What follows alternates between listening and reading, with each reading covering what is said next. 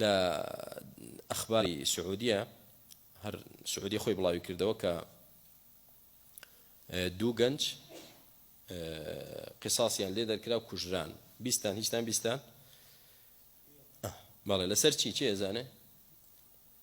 لەسەر چی کوژران کاکە ئافرین دوو گەنجی تەکفیری لە سعودیە ئەو فکریان وەرگرتووە کە خەڵاز ئەو خەڵکە کافرە و لە چێوە دەستیان پێ کردووە لە عەشیرەتەکە الأقربین خزمی خۆیانەوە جارێ فریای دایکیان کەوتون وتیانە دایکمان کافرە بابی کوژین دایکیان کوشتووە دایکی خۆیان کوشتووە نەخشەیان داناوە بۆ کوشتنی باوکیشیان بەڵام فریان نەکەوتون گیراون و هەردووشیان کوژرانەوە تۆ وەرە ئەمە کوا عەقڵ پێم بڵێ عەقڵ لە شوێیە کابرا ئێستا ئەو دوو گەنجە خۆشیان بە دیندار دەزانن کە دایکی خۆیان سەر بڕیەوە و کوشتویانە وا دەزانن جیهادیان کردووە ئەو دایکەی هەر یەکەیان 9 مانگ لە سچیدا هەڵی گرتووە شەون و خونی کردو دوای لەدایک بوونەکەشیان خزمەتی کردوون ئێستا تۆ دایک خۆت سەر بڕیت و بیکوژیت چییە وەڵا دایکم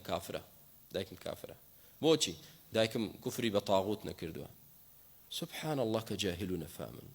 سوێن بە رەب العالەمین نازانن تاغوت چییە نازان برا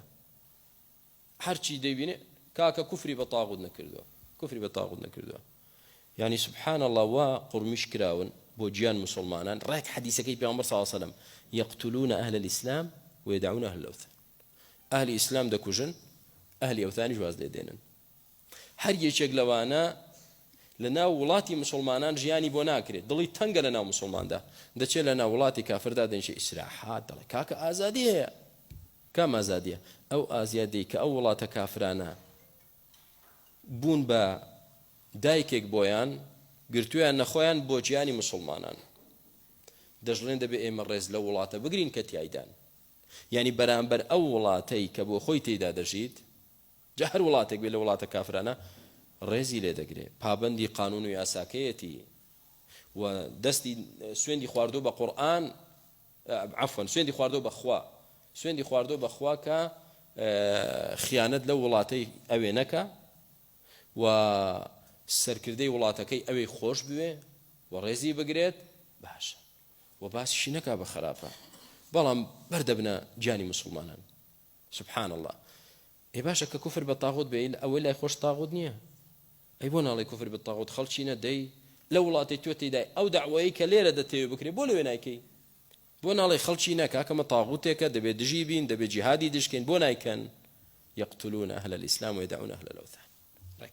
حديثك في عمر صلى الله عليه وسلم يعني أو وصفاني ككردويتي ورد دانا بدانا تيدايا تياندا هاي دانا بدانا لنا ياندا بوشي براكم في عمر خاص عاصم يجي لو وصف كان كباسي عندك هذا فرميتي كلاب أهل النار صجينا واقرن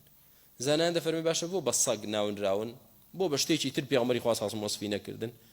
ايش كالصق عادتي وإن تحمل عليه يلهث أو تتركه يلهث إلى حبي خويناك